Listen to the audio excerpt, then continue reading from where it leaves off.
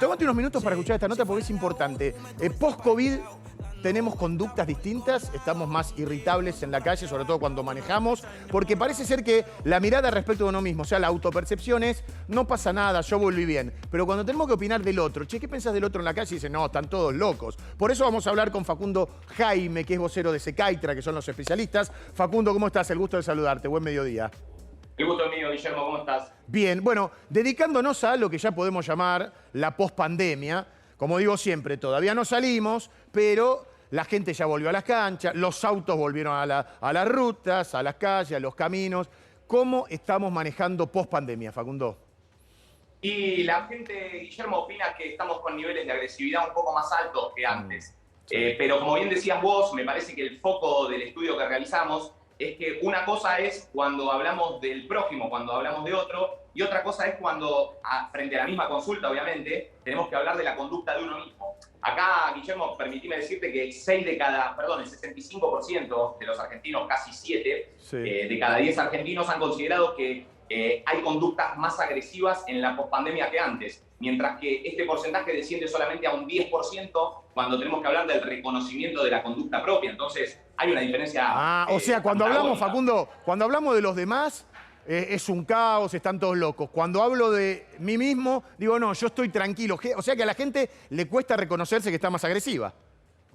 Sin duda, Guillermo, es por ahí, como siempre tratamos de decir desde el Observatorio Legal de Secaitra, un poco en nuestra conducta en la conducción refleja un poco cómo somos como sociedad. Entonces, esto de siempre ver la paja en el ojo ajeno y tratar de ser un poco más flexible, un poco más laxo con la conducta propia, habla de cómo somos y de cómo nos cuesta internalizar e identificar estas conductas para obviamente tratar de modificarlas, ¿no? Claro, a ver, a mí me pasó hoy, por ejemplo, en la Avenida Lugones, había chocado una señora grande y la gente se ponía, como vos decís, agresiva con una señora que parecía tener casi 80 años.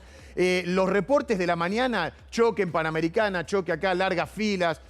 Ni hablar de cuando se juntan los piquetes, que es otro tema. Pero hoy me parece que lo que estamos escuchando es repetición de accidente tras accidente en un país donde mueren 20 personas por día por accidente de tránsito.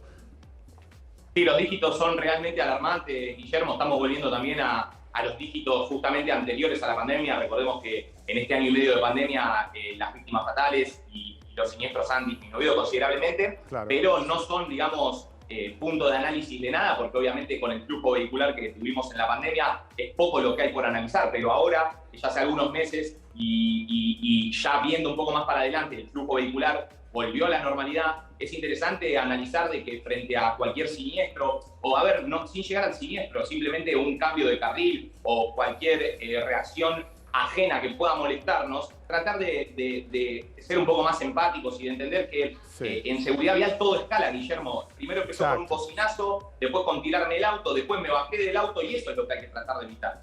Te pregunto algo más que también se da habitualmente. Cuando estamos por una determinada autopista, ¿no? Y tenemos que llegar al peaje. Si se forman larguísimas colas, ¿el conductor tiene derecho a pasar gratis? O sea, la espera, la tolerancia es hasta 1 minuto. Porque yo veo también, hablando de la intolerancia, que empiezan los bocinazos y levantan la barrera.